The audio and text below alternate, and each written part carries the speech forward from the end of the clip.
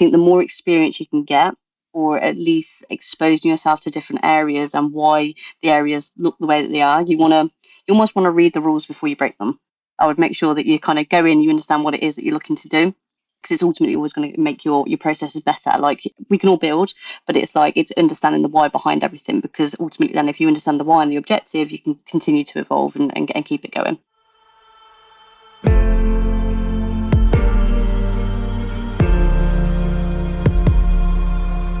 This is RevOps Demystified, the number one most downloaded podcast in revenue operations. We invite the brightest minds in RevOps onto the show to deconstruct the what, why, and how behind rep productivity, forecasting, metrics, and all things revenue. This podcast is brought to you by Ebsta, a revenue intelligence platform used to identify risk in the pipeline and score customer engagement.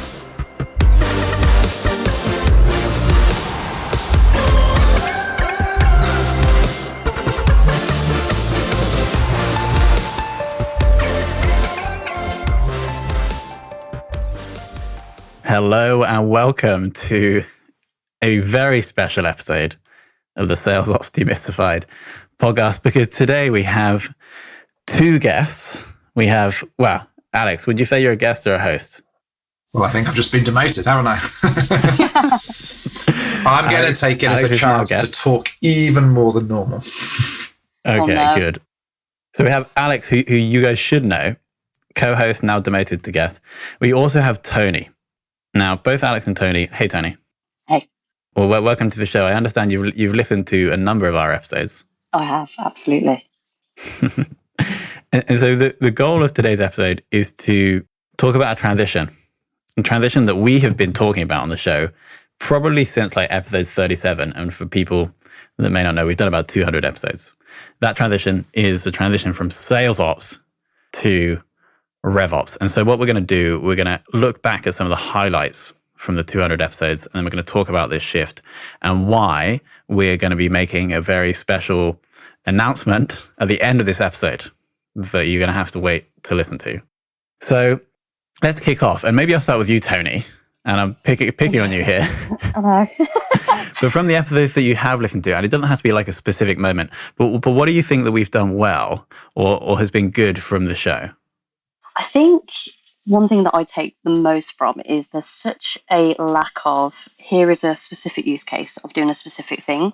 And the more and more people that it is that I speak to, whether it's Alex internally, whether it's like one of our clients, it always brings to life, and oh my God, there's that particular bit that I now know how to do, or a different way of looking at it, or a different metric to kind of look at a conversion between. So for me, I think it is not just talking about, oh, generally this is sales ops, this is RevOps, and yeah, we do reporting and tech. It's the specific use cases and how they're applied to certain businesses within their industries and what it is that they're looking to kind of gain. That's for me is the real big one. It's the most one that lands for me. And I just realized that we didn't actually introduce you, Toni. So Toni, head of RevOps, RevOps at Ebsta. So yeah, thank you for that feedback. I totally agree. Alex, has there been like one specific highlight for you? Oh, one. I thought about two. Just one. I think must have been, it was one of my earlier episodes. We did an episode with Dana Tyrion from Genesis, and that was probably one of my all-time favorites. He just said something that was so clear. I think other people have said it in many different ways, but he put it so clearly that really the goal of RevOps and the processes we design and the sort of the tech we implement and just generally how we set it up is to really enable those kind of those commercial teams. And so a lot of people have talked about them being the customer, but he said we've got to make sure we're looking to do everything through their lens and not just sort of serving them as the customer, but more, we want to design this experience for them that, makes them want to stay and work for us, not go somewhere else. And he linked it to things like, Garmin or Apple Watch, fitness trackers. We need to compete on that kind of B2C experience with our own, our own teams, our own employees. Really give them an unrivaled experience, not worrying about just competing on comp, but really giving them things that they would choose themselves, particularly you mentioned when it comes to tech, that they would actually choose to use themselves, not just something we've saddled them with because we've got a certain requirement. And that was just really eye-opening for me, particularly with some of the stuff I do. I get to feed back into our product design, and as a really, a great concept to sort of lead the kind of requests for what we want. I thought that was fantastic. It's funny because me and Alex didn't talk about our best moments prior to this. And the thing that my biggest insight that I've learned from sales ops professionals, which I've then applied into other areas of my working life, is that the salesperson is the customer. Mm. Toni, would you agree? 100%. I think when Alex, I wrote it down, also the customer, literally. I think we've got to treat everybody the same. It's as much as about getting from A to B, but you do that via enabling and supporting the people internally that need that help. So getting market to be able to market more, to get salespeople to be able to sell more. It's the internal customer, and like you say, with any sort of tech or anything that it is that you're putting into the business, you've got to have that buy-in, and buy-in comes from making sure that your customers are happy. For sure. Now, the other thing I've quite liked, I'll share in a second. Before we go into that, I've got some stats. 200 episodes, obviously. In terms of downloads, and I'm going to put this as a quiz to the floor, we've been running for just over 2 years. If you had to take a stab at total downloads, maybe I'll give you like benchmarks. Do you think it's like over 50,000? Alex, you first. Yes. Toni, what do you think? The fact that you started there, I have to say yes. Do we think it's over 140,000? I've jumped right to it, basically. Yes. Correct. It is 140,593 downloads, but actually that may not be, that's it. 140,593 downloads. The most downloaded out of all episodes, and we're going to call her out here. I'm not going to ask Alex to guess because it'll be one out of 200, but it was Kathy Chu. That was going to be my guess. Really? Yeah. Total of 4,128. Sorry, Alex, I should have given you the chance to guess there. Obviously, Kathy is the SVP Worldwide Sales Strategy and Operations at VMware, so congratulations to Kathy. Anyway, the other thing that I've taken away, and it's not so much a specific insight, but it's almost like the warmth that sales operations professionals have for each other. Mm. Like the warmth that we've got, Alex, specifically from more recent guests as the show has got more popular, like 50% of guests at the end of recording, like, thank you so much for what you guys do for the profession. And we've been able to also so let's say we had a guest, I think it happened in Stockholm, we had a guest who was based there, and then 3 months later we had another guest who was based there. We were able to connect them two together, and then I think they started like a little sales ops meetup in Stockholm. So it's like this warmth and the community that exists within the sales ops world, and we've been able to facilitate that a little bit, which I think has been super cool. So I look forward to continuing that. Any other highlights that we've particularly enjoyed over the 200 episodes? I obviously have like favorites, but I don't really want to call people out. Like, you're not allowed to have favorites at all. Yeah, exactly. So every sales ops guest has been my favorite. Had a lot of fun with all of them. Learned a shed load from all of them, like literally everyone. There's been a takeaway. But Alex, I think you had a second one. Yeah. So Tom's the parent with 200 children that he loves equally, and I'll do the name dropping because it's not so much about favorites. It's about things that particularly stood out as well, and those therefore aren't necessarily actually better. They just were the things that were most important to you in the moment. The other one that made a massive difference to me was we did an interview with Hank Taylor that I really enjoyed. He was great, very knowledgeable, very confident, a lot of fun to talk to. But at the end, just apologies to everyone, because after we hang up and we do the goodbyes and the end piece, he just said, he said, how did it go? And he goes, yeah, I enjoyed it. I just wish I got some of my hot takes. And we had this whole other conversation while we're all realized we should probably go to our next meeting, but we just don't want to leave. And not only was it really interesting, but that actually informed how I changed my questions. And I realized, let me give more of the floor to people, because people have their own things, whether it's a hot take or just something you've been thinking about recently. And what a great way to try and end an episode is to actually hear those individual thoughts. And I found that since we've done that I've really noticed, an increase as well in quality content. So big shout out to Hank for all that inspiration there, and apologies that none of his made it into the show because we stopped recording. Of course, shout out to Hank. Let's now move on to looking at this shift, this transition between or from sales to a more comprehensive, let's say, revenue function. And I'm going to pass more of the floor to you guys because obviously you guys live and breathe this kind of stuff. So my first question, I'll go to Toni.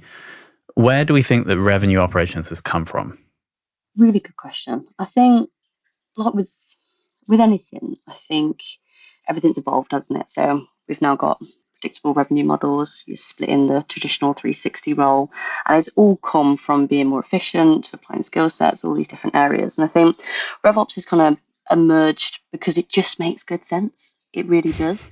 That's the strap line. It just makes good sense. But I think when you've got a sales team that's underpinned by really great ops, and you've got some incredibly strong commercial leaders, there's no stopping you. And I think with revenue operations, if you're looking at the rest of the business with that lens, you've got a nice holistic view of the big picture, but you've got aligned objectives, methodologies, goals, process, and ultimately you're going to be ensuring that you've got the same efficiencies and gains across the entirety of the bow. So you've got those same compound effects that can be applied absolutely everywhere. And I think the sustainability of a business now is it's always going to be placed on how well you spot opportunities, but then also more after risk and loss aversion. But we now know that the most opportunities that can be gained are the point of after sales. So it just makes good sense to have a really commercially focused operations teams that kind of sits end to end across the entirety of your sales cycle.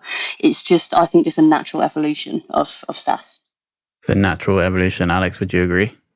Yes, I think that I would tie it in a sort of a perspective of the same idea to, the revolution or, the evolution of the idea, over the last 10, 15 years or of really trying to make the seamless customer journey. And that became almost an overly played thing. We all realized we need this seamless customer journey. We can't have them getting a different experience with different teams or, different parts of the product, whatever. And that's become, as I said, so well known, it's almost, not very insightful anymore.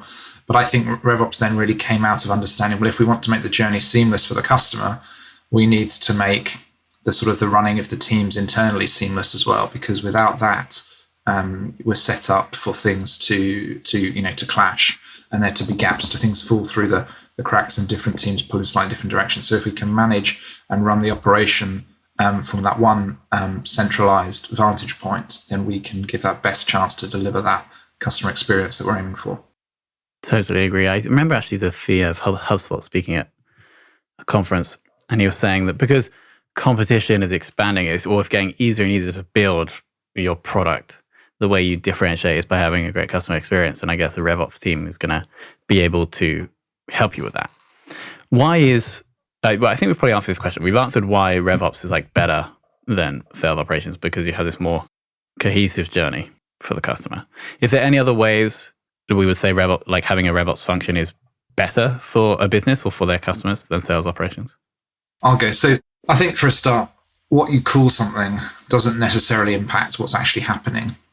So just in case people, we're not saying if you've got the wrong title, but the idea I think makes a difference. And one of the things I've been doing, building some dashboards for some customers that go across the full kind of life cycle of the commercial process. So from when we get human interaction from the the SDR side all the way through to CS, and just trying to think what needs to be there, and realizing that all of them, you've got your inputs and your outputs, but aside from the CS team, at the end you've got further outputs down the line that assess the quality of what you've produced to some extent, assuming that the next team are doing their job. So let's just say if you're an SDR and you're tasked to create a certain number of opportunities, well, actually, if those opportunities don't close, maybe you're not creating the right ones. And even if they do close, but they all churn, or they don't grow, again, were you really creating the right ones? And we need to have this united journey. So I think that's where it becomes really hard if you're trying to manage all those departments completely separately. What happens if your close rates are too low? You're not winning enough deals. Is that because you're qualifying poorly and you're pushing the wrong deals in? Is it because your sales team just aren't good enough, or there's not enough of them, or whatever? And again, if you've got churn or LTV problems, well, that could have started at any part of the journey. And having that unified way to run your whole commercial team, I think, can really mean that rather than that tendency for politics and a blame game and people driven by different KPIs that can't be resolved, you've got a really much easier way to focus on a unified objective. Beautifully said. Do we think that a sales ops professional can seamlessly move into their role in revenue operations? What skills will they need to develop, or do we think it's going to be a seamless journey? We have had that with a number of guests, actually, Alex, that have come on and they've been ex-sales operations but then transitioned into RevOps. What should a sales ops professional consider if they're trying to make that move?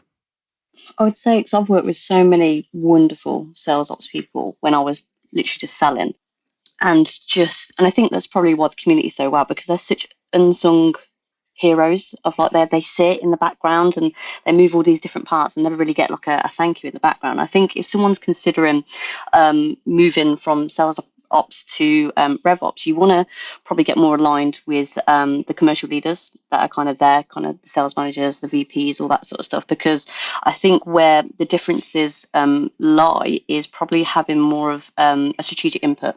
Revenue operations is obviously you're over all different departments. You're looking at opportunities and you're looking at insights and data, and you're making sure that those kind of feed back into the entirety of the ecosystem. So if you're thinking about sales ops and it's just being this part, and you're enabling KPIs and process and all that sort of stuff, it's so well versed in sales because it's always been sales, do the pipeline. I think where the gap is having knowledge around CS, having knowledge around marketing, knowledge around product where it is that it sits, and probably just getting more aligned to what people do day to day, what are their objectives, what are their goals, and where is the opportunity outside of just great pipeline. So I would say just get a better understanding of how SaaS is kind of built, how it's put together, and what the objectives are of each person, and the methodology that it is that you use in sales ops can quite literally just be applied everywhere. It's just more so the strategy behind it, I would say. And just to add to that, I think as we talked about, Tom, as you mentioned, the salesperson is the customer. That seems to be the driving philosophy for literally almost everyone we've spoken to. And I think that means that the transition from sales ops to RevOps should be relatively easy. You're already in a serving job, and a job where you're not trying to be the hero, you're trying to enable others to shine. And so I can't imagine a group of people better ready to go and just serve more people, because really it's almost should be relatively seamless. And Tony's absolutely right. There's going to be lots of extra knowledge that will be helpful on the journey, but at the same time, if you're managing a team, you shouldn't be doing it all yourself. So you can lean on others. And it's been really interesting talking to people who have different sort of setups of teams. Do you run RevOps with marketing ops, sales ops, CS ops underneath, or do you run RevOps with, say, business analysts, sort of reporting, tech, and kind of comp?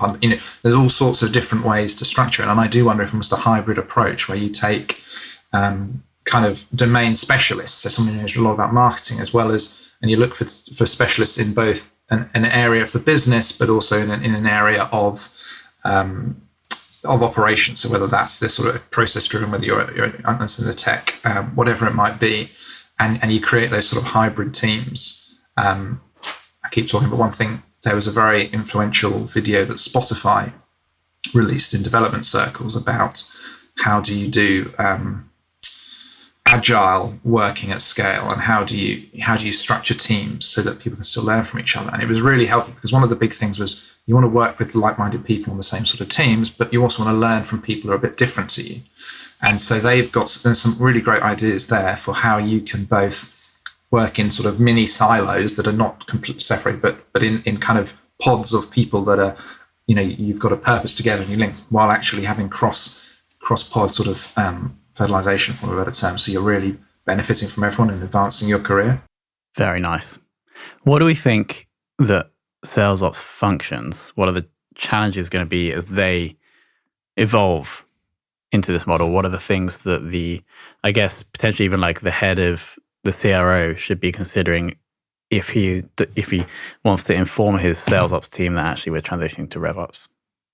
I think we've covered it in regards to kind of knowledge. I think, like you say, it's the whole point of, and it rolls into what Alex has just said there, like some of the best businesses that have just gone from zero to millions and millions of pounds are the ones that have been built by previous engineers. Like they're not even the salespeople, and it's about building things that genuinely work. And I think more so than anything, every RevOps looks different in every single business, which is why it's so great that you guys have been doing so many different use cases and how it's set up and all that sort of stuff, because you can say, right, what the challenges it is that you're going to face, and realistically, we don't really know what those are going to be. But I do believe that, in my mind, the setup of how that looks is sales ops, you've got your marketing ops, and you've got whatever ops in the background, but you've got RevOps kind of sitting on top of that, making sure that it feeds the strategy. It has to be that lens. If you're going to have RevOps, it's not going to be a bolt-on. I believe it's something that filters all the way through into these ops teams. So it might be a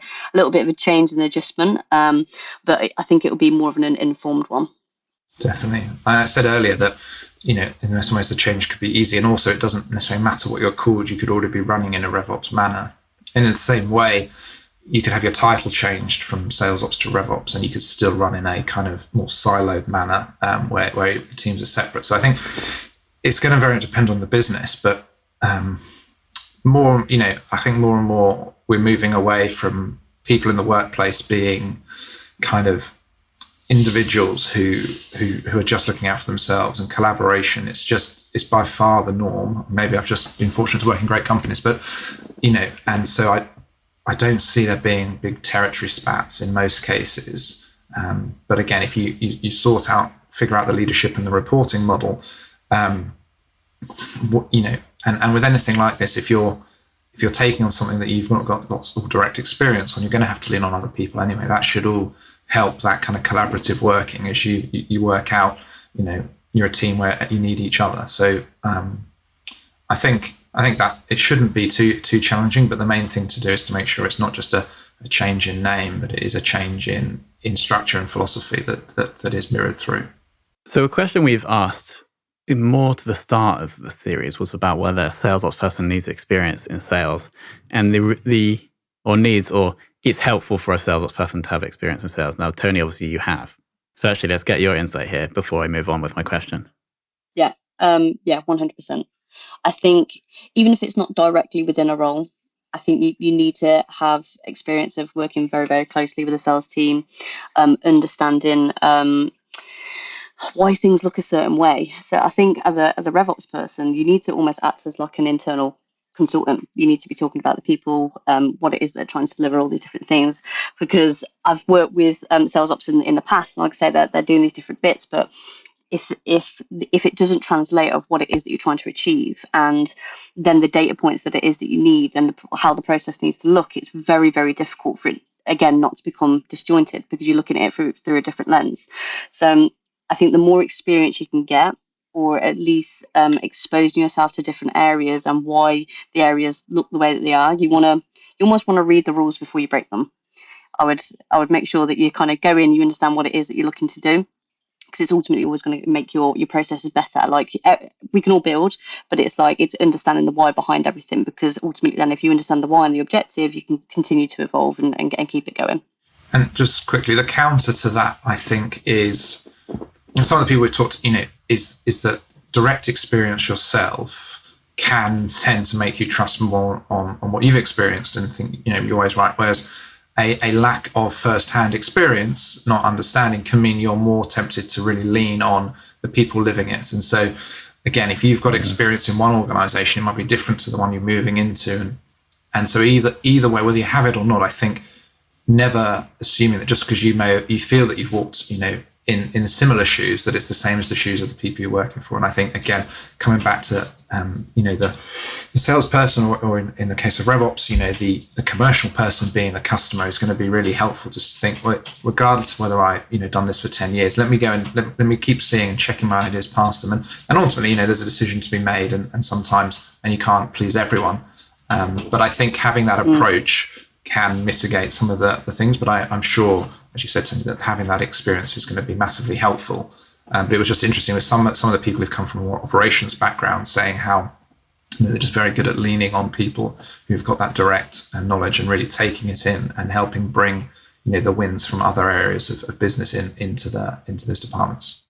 Yeah, without a doubt. I think it's definitely a mix. I mean, the first time I'm coming to Ebsta, Alex and I think we scheduled like a 30-minute catch-up call, and we ended up staying on the phone for past an hour, just talking about all these different variables of how we look at sales and how things move through the funnel. And I come out of the conversation, Alex, I think we both challenged each other about 20 odd times, but I come out of that conversation with a totally new perspective from Alex because he hadn't come from a sales background and it was very methodical and very black and white. And I think that the community side of things is wonderful because it's very formulaic. It's like, well, you could look at this and look at this. Like, you can't really argue with the data and the insights that you kind of put together. So I think if you continue to learn, keep your ears open because everybody has a different lens that they're looking through, and ultimately it's always just going to make you better.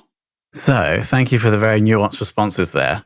I was leading on to the fact that if a sales ops person is transitioning to RevOps, do we think we should send them to be a customer support rep for a couple of weeks? I think it's going to depend on the organization and the amount of resource you have and the time. But I do think if you are transitioning to something you've got no experience of, some shadowing or working, going in as a junior on a team could be quite helpful. How that looks, whether it's actually full time for a while or whether you're just trying to do bits, but you probably need some way to broaden your experience. I would say no. I think, especially coming from my own point of view, is I lean into ops because I didn't like doing sales. I didn't like doing the extroverted kind of let's get on the phone, let's do all that. I think if objectively you're looking for somebody to really understand what the hell is going on and how they can absorb all these learnings, is you want to build a team that is not scared of going, this is really great, but this is absolutely terrible. And the more that you can foster that environment, you're going to remove friction more and more and more and more. So if you can sit somebody else in that culture and go, right, speak at this person, how do we make your life better? How do we do this?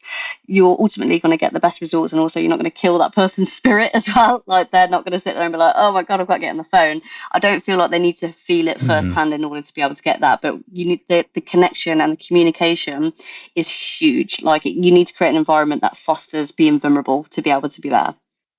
Great answer. Now for the special announcement. So as we've been threatening almost over the past 100 episodes, you may have already guessed, but we are going to be rebranding the show from Sales Ops Demystified to RevOps Demystified as of this episode going live.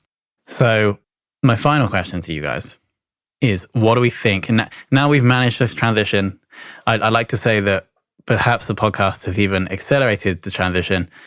What do we think is going to happen to the future of RevOps? What are we looking at in the next 12 to 24 months in this area?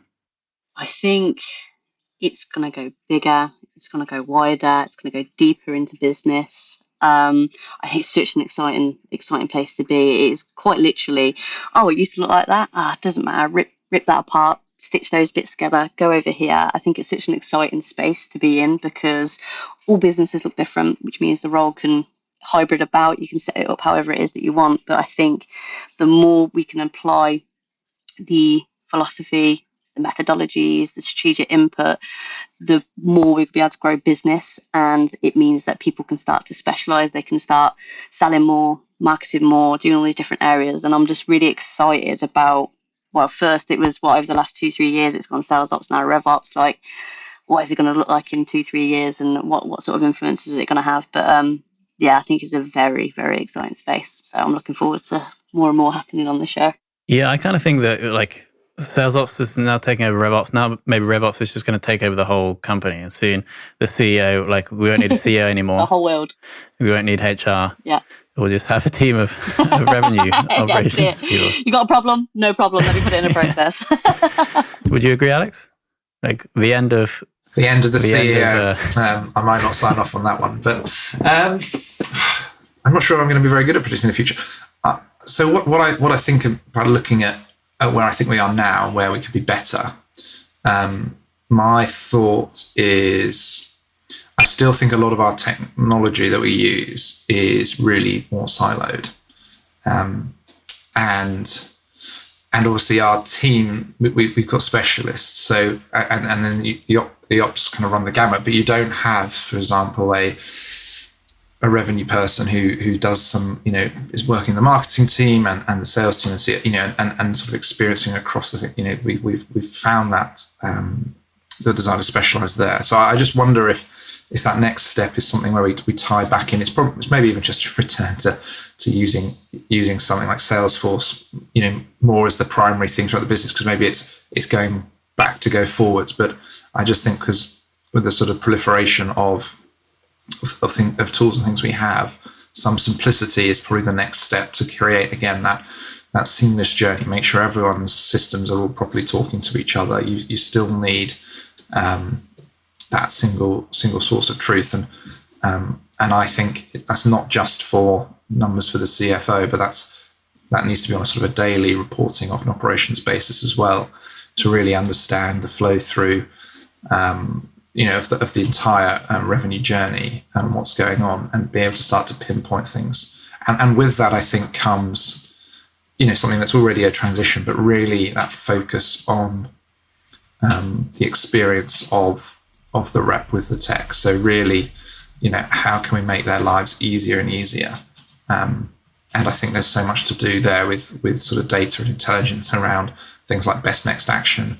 I still don't think we've really seen what's to come on some of that. I very much see like a sort of a console that really has great intelligence and is busy priming you what the next thing to do on these ones. Whether you're a CS rep and it's highlighting the accounts that are at risk, or the ones for upsell, or whether you're sales and showing you the ones that you need to focus on now because they're going to be most likely to impact this quarter, or whatever it may be. I still think there's more to come in that sphere, and maybe it's not the next year, but maybe it's the next 3 to 5. I think of more of a revolution in how everyone interacts with technology. That would be what I would hang my hat on, and inevitably laugh at myself in 5 years' time for getting it so wrong. Yeah, some wisdom there from Alex. Right, guys, so a couple of thank yous. Thank you, Alex, for being a wonderful co-host over the past 50 episodes, would you say? I can't remember, but wow. 30 to 50. Anyway. You're blushing. The feedback on our new style of episodes, where we like tag team almost, so we jump in and out as hosting, has been really good, and it's also re-energized me for the show as well, so thank you for that. Toni, hoping we see you more on the podcast. Maybe we can bring you on for specific episodes. Oh, I would love it. Absolutely. I can tell you a little bit more about what we're doing internally at Ebsta as well, and I would love to. Yeah, if we get a sign off from the leadership team, I'd love to dig into the whole of Ebsta's RevOps function. I don't know if they would be happy with that, but I think that would be valuable for the audience. I've got slides for really? days. Okay. So I'll speak to the big bosses. Okay, awesome. And then of course I need to thank the listeners, because I think we have the most downloaded show in Sales Ops. It's quite hard to tell in the podcasting world, but I'm pretty confident we're the most downloaded show in Sales Ops, and we have that because of the listeners, and also because of the 200 guests who've been kind enough to share their wisdom. Now the question remains, can we also become the most downloaded show in revenue operations? I think it's slightly more competitive, but I'm also very confident in our skills to do that. So thank you to Alex, thank you to Toni, thank you to all our beautiful, wonderful, amazing guests, and of course, listeners. Thanks, Tom. Thanks, Toni. Thanks, Tom.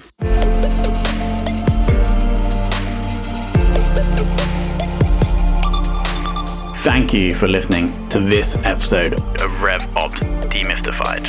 If you're listening on a podcast listening application, please follow, rate, and review the show. And if you have any questions about the show, can recommend a guest, or just want to learn more about RevOps or Ebsta, hit us up at podcast@ebsta.com.